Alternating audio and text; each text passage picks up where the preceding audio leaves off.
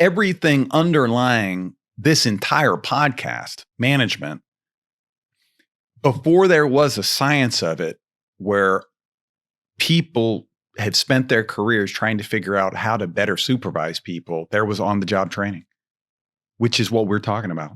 Here, good luck. And what happens if your management style, as you call it, laissez-faire, which is just similar for laying back and not doing anything, or OJT, on-the-job training, where you just go, good luck, figure it out. Well, what happens is you have to have, it takes a lot longer and there's a lot more washout and turnover, which is a long way of saying people do not develop anywhere near as fast as they might otherwise. And you lose people who you might otherwise have kept. And so it's very costly to not help people in those crucial early phases. Sure, because I just want to say this because I'm not sure it came through, but you increase the turnover because in being aloof, you're sending the message you don't care. Yeah, sure. And so then they stop caring about you or the organization. Yep. Welcome to Management Muse. Because everybody deserves a better manager. Hi, everyone. This week we are continuing the conversation on holding your employees accountable without being the villain. If you missed part 1 last week, be sure to check that out first. So we were talking about just the need to be part of the group. I do think, just stepping back into micromanagement, I do think there are people who micromanage. There's no question. But give them numbers, right? The scale is for every one who actually micromanages, there's probably 100 because of all these forces we're talking about who step out too early.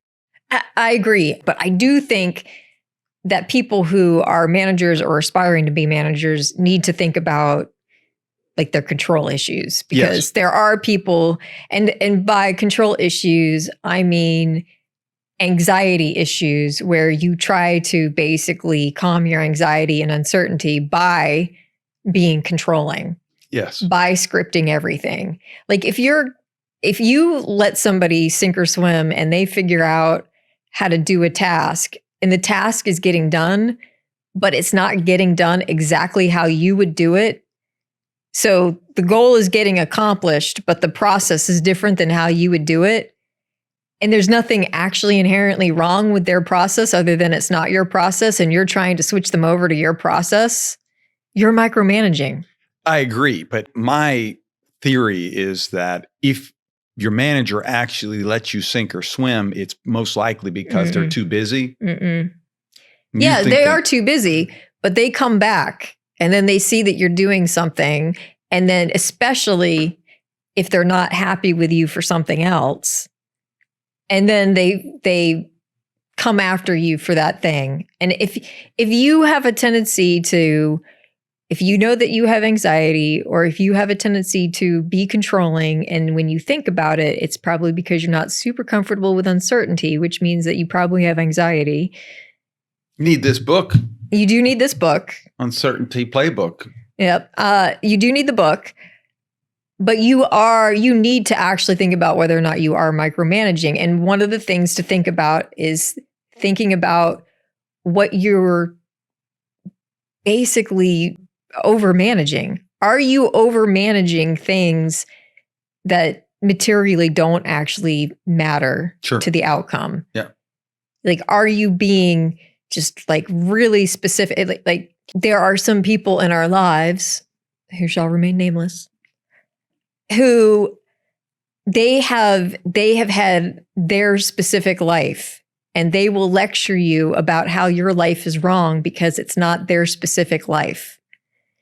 And that is micromanaging, because their specific life doesn't fit the person they're lecturing. Yeah. Yes. And I agree that happens a lot in personal life. I understand the parallel. At work, I think the most common micromanager I see, and again, it's a species that's much more rare than the opposite, which we spent the bulk of this time talking about. But we do have to address this because people need to think about whether or not they actually are a micromanager. Yeah. The most common micromanager that I see never lets up. And so they're micromanaging from the start. And as people are learning, they're new at the job and they need the money and they need the job and they want to make it work. They tolerate it and it works okay in those early phases. You don't need it. You don't need it at that level, but the freshmen are okay with it. And then around the sophomore slump, you still need it, but maybe you don't want it as much. But at some point, and to me, it's simple. It's seldom that I can go back to one scientific theory and say, this actually has helped me profoundly understand the dividing line between micromanaging and managing. But it is, once people actually begin to get good at the thing, which kicks in the intrinsic motivation of which we've talked about at length in other episodes, then you have to start stepping back that micromanagement behavior. And the vast majority of micromanagers that I see don't make that transition. And they were always heavy direction, and they stay heavy direction. And it didn't matter until it did. It didn't matter early when the direct report was excited, motivated, a freshman. It mattered not that much when they were sophomores in the slump and still didn't know exactly what they needed to do. But once they become good at the thing, then that's it matters. Yeah. And to be clear, we have been called to help managers. And when we see that pattern, it's a very simple diagnosis. Like, here's what's going on. Here's where this person is. They know how to do the thing. You need to cut it out. Well, and I think that the sticking point is that to the degree that the manager's reputation is staked to the person's work activity, that it's very hard for the micromanagers to let that go. That's right. It's the curse of the expert, which we've talked about before. The expert walks around and says, why are my direct reports taking so long and making so many mistakes? Well, there's a reason. You're the expert. You move faster. You make fewer mistakes. They're learning. And they will make more mistakes, and it will take longer. When we bring that friend of ours in to help us make pizza, he's going to do it's going to take everything in his power to not roll his eyes at us. Because he can see what we're doing wrong. He sees what's wrong with the dough. He boom, boom, boom, boom, boom. Why is it taking them so long? How come they haven't figured this out? Why are they still burning the pizza?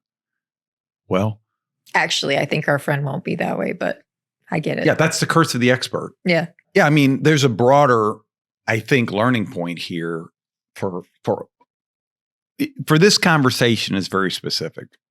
I would say people are very alert to micromanagement because we hate it. If I know how to do the job, let me do it. The bigger problem in organizations, because we run lean, because we're busy, because we're trying to protect harmony, is that we stop directing and coaching before we should. And all of this sits within a larger conversation about, as we take on more roles, as we advance in an organization, we also become freshmen again.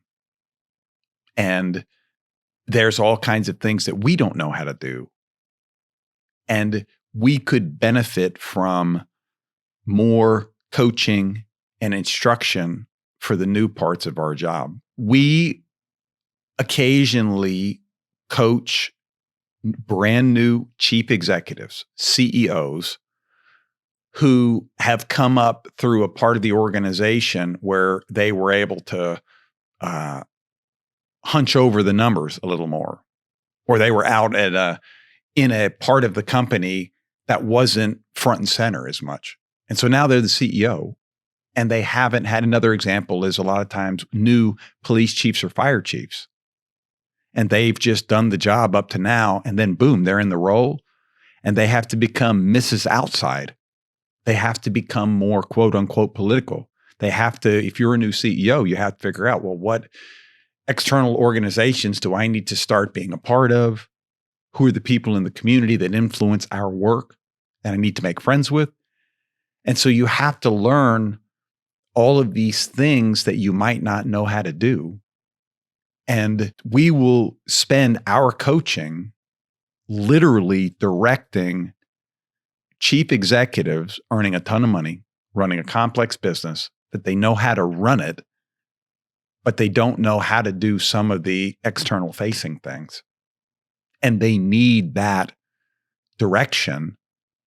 And because you and I have thought about this a lot, and we've made a lot of mistakes. I mean, we're approaching our 20th year of doing this. My tendency early as a consultant was to fall in the common pattern of that's a CEO, they're good.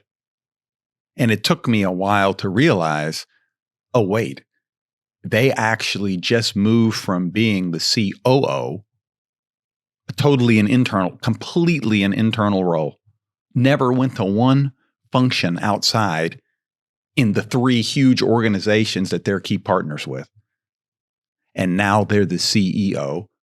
Or even if they did, they weren't playing the role of CEO. They were just going for the function. Right. People were talking to them, but they weren't pulling them aside. Right. And actually asking them a on the record, like for money question that they have to field with a cocktail in one hand and a shrimp in the other that they didn't think they were going to have to field. I also think it's not just at that level. Like the examples that you've given, and I get it, because like CEO, the challenge of the CEO is who is the coach, right? That's us. right. It has to be. Yeah. And then even us early on, right. I was pulling my punches early on. Oh my God, it's a CEO. They're making, right. I know what they're making. It's a ton of money. They just bought 2 Beamers. And they have an impressive track record and all that.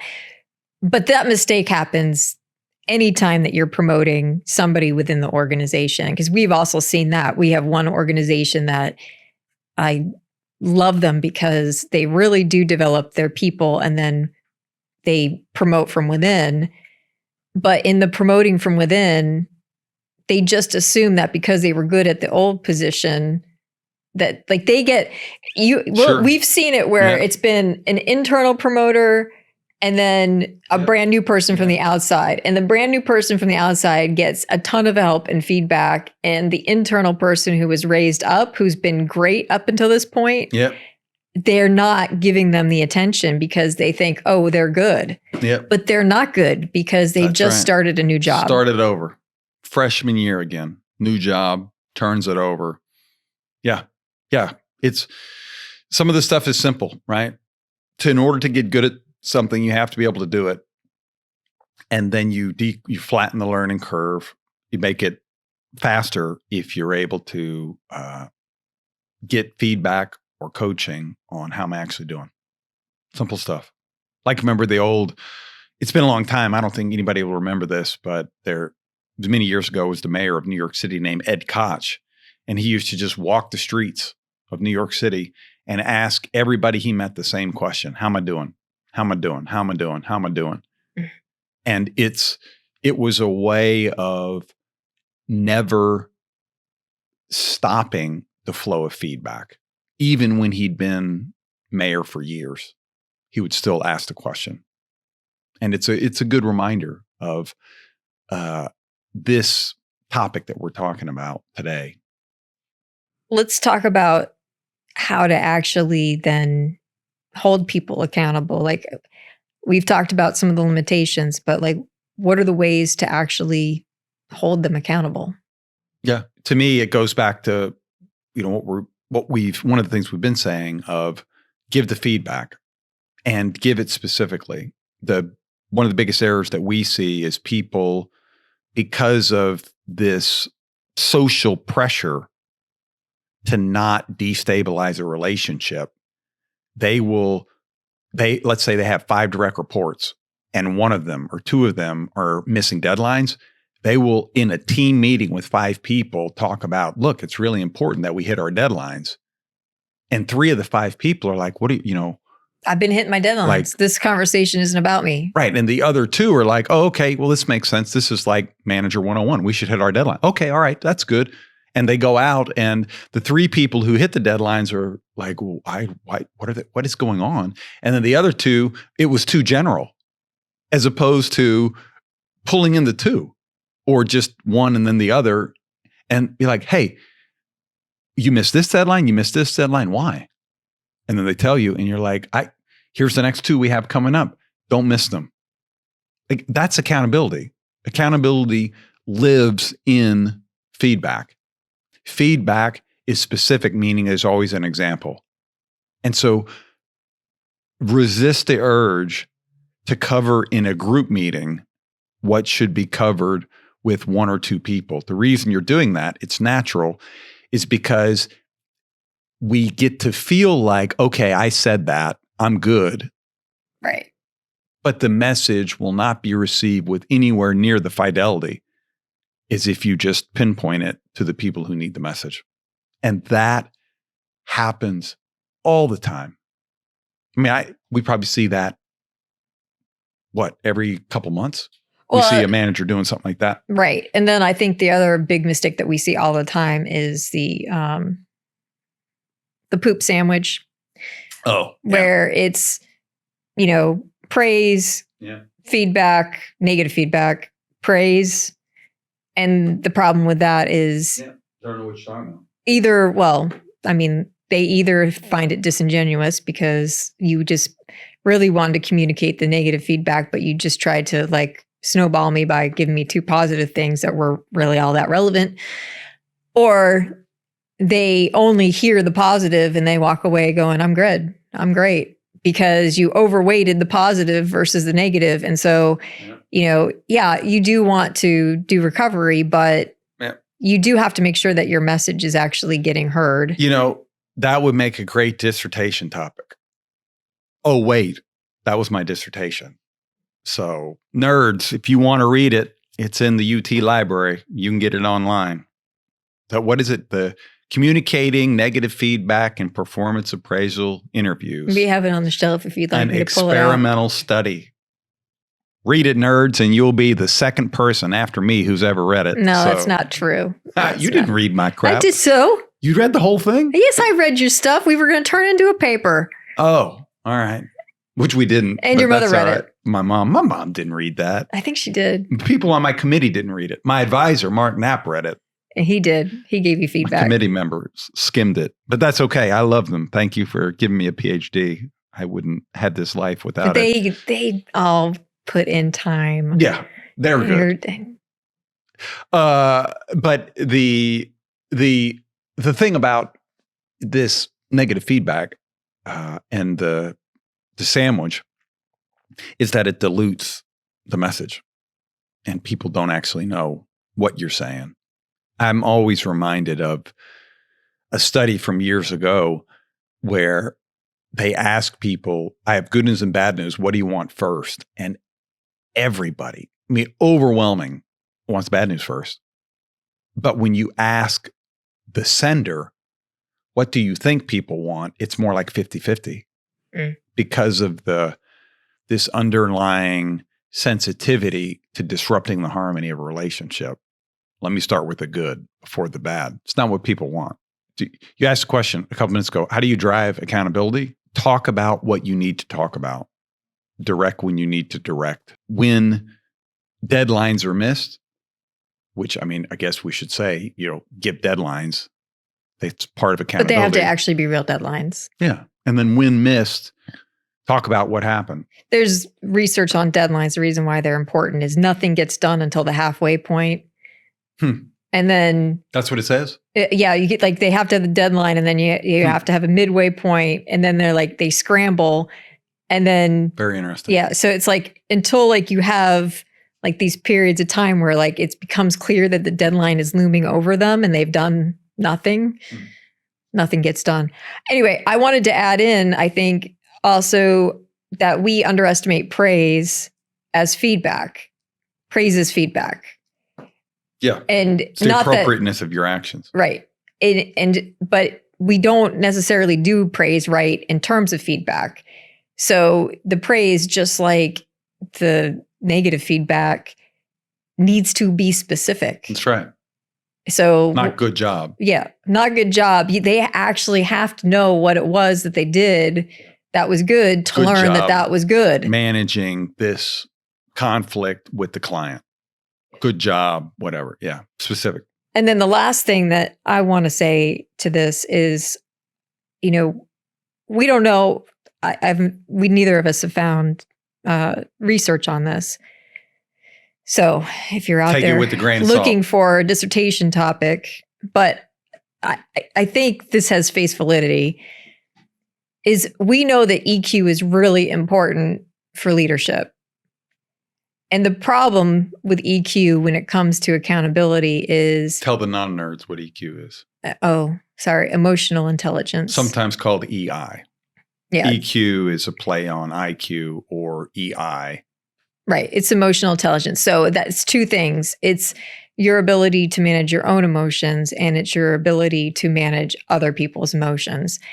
And I think where people get tripped up with high EQ, which generally speaking is very positive in terms of being a leader, when giving feedback on accountability, you're reading probably pretty accurate that the person is getting upset.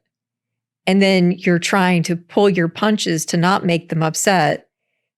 But not everything is going to be, we shouldn't have the expectation that everything that is heard should be perceived positively. Like they should have a sense, I screwed that up. Like that's the point of the feedback. Right. Like we need change, right. And we need them to recognize that. And so the people with the high EQ, we think, pulling their punches because they're reading it. Right. You're going in with the wrong expectation. Yeah. You have to be okay with sometimes the people being a little upset. That doesn't mean that you leave them upset permanently, because like you do have to circle back around and be like, hey, like you're still part of the team. Yeah. But like, I need this thing done. Yeah. Yeah. Yeah. It's a great research question out there, nerds, if you're up for it. It's very counterintuitive. But like Cindi said, the higher the EQ, the greater your tendency to screw up and not deliver negative feedback because you're pulling your punches. We think. Yeah. It's speculation. I've never heard of any science on it, but it's a speculation that we're sensitive to that disharmony.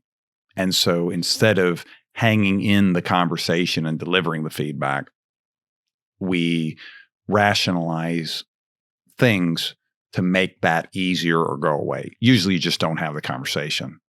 Or as the example we gave before, you have it with the group of 5 instead of singling out the 1 or 2 people who absolutely need the direct conversation. Right. And you can see like how EQ from like a leadership perspective would be helpful, because you basically have to get everybody on the same page. And that means not making people feel like they're not part of whatever vision you're driving.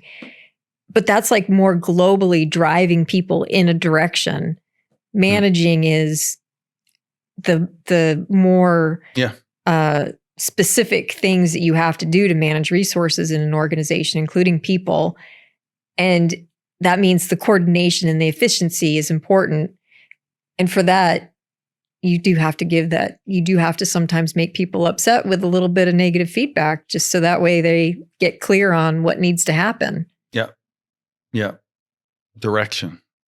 Yep. Direction, especially in the learning phase.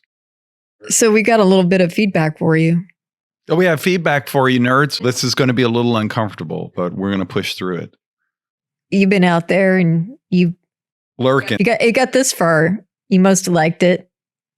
We hope that you found it valuable. And yet you're not subscribing. Which doesn't cost you anything to click a button. It gains us a lot. Helps us a lot. Costs you a little, gains us a lot. We need to have a little conversation here, nerds. Click that button and subscribe. And while you're at it, if you feel like it, drop a comment down below and tell us about your most favorite poop sandwich. Oh, the time that somebody brought you in to give you feedback, but they sugarcoated so much you didn't even know what was going on. Well, I mean, no, they'd have to know because they know the poop sandwich. So This is a time where like somebody tried to give it to them and they were like, well, you're really great and I'm glad you're here. And could you stop coming in an hour late every morning? Could you show up on time? But when you're here, you do a really great job. So give us your poop sandwich. I think you've got great potential. Should you mind not cussing at the clients? Yeah, that's right. Yeah, it really helps when you meet your deadlines. Yep. Yep. All right.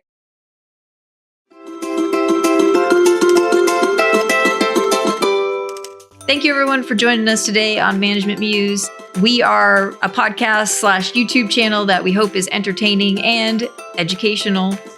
If you are on YouTube, we would appreciate you subscribing and maybe leaving a comment and a like. If you are on any of the podcasts listening to this, we would appreciate stars, following, comments, all the good stuff.